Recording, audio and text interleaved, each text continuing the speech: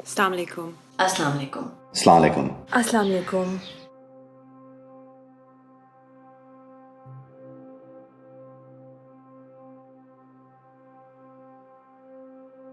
आप सब तो कोरोना वायरस के बारे में जान ही चुके हैं। तो फिर हम ये वीडियो क्यों बना रहे हैं? इसलिए कि इस कड़े वक्त में हम सबको अपनी जिम्मेदारी का एहसास रहे।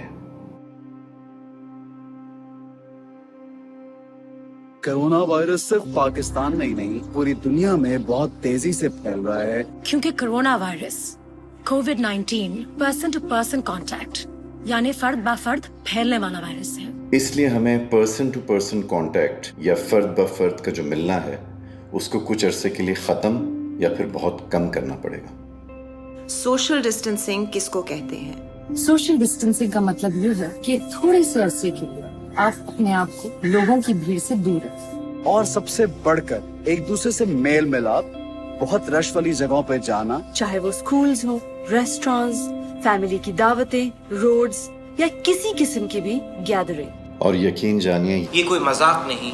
ये एक बहुत संगीन वायरस है। एहतियात करें। अब सोशल डिस्टेंसिंग या समाजी फासला किसको और किसे करना चाहिए?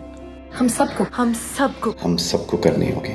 वो लोग जिनकी जान को बहुत खतरा है, 50 साल से बड़ी उम्र के लोग, या फिर वो लोग जिनको पहले से कोई बीमारी है जैसे कि दिल की बीमारी या फेफड़ों की बीमारी या जो डायबिटिक हैं, या फिर तंदुरुस्त और सेहतमंद लोग। यानी हम सबको बहुत ख्याल रखना होगा। हमें ये ख्याल रखना है कि हम एक दूसरे से कम 6 फीट या 2 मीटर का फासला रखें। सोशल डिस्टेंसिंग के अलावा हमें सेल्फ आइसोलेशन और सेल्फ क्वारंटीन के बारे में भी पता होना चाहिए। क्वारंटीन करना या सेल्फ आइसोलेशन में जाना सोशल डिस्टेंसिंग का सबसे ज्यादा शदीद तरीका है। यानी कि अगर आपको कोरोना वायरस है या आप किसी ऐसे शख्स से कांटेक्ट में आए हो जो कोरोना वायरस का पेशेंट हो, तो आप अपने घर से बाहर बिल्कुल ना निकलें।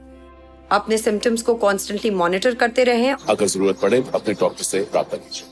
कोरोना के खिलाफ ये लड़ाई उसी वक्त जीती जा सकती है जब हम अपनी सफाई का खास ख्याल रखें। अपने हाथों को कम से कम 20 सेकंड के लिए दिन में कई बार धोएं। अपने इर्द गिर्द की जगह को साफ रखें।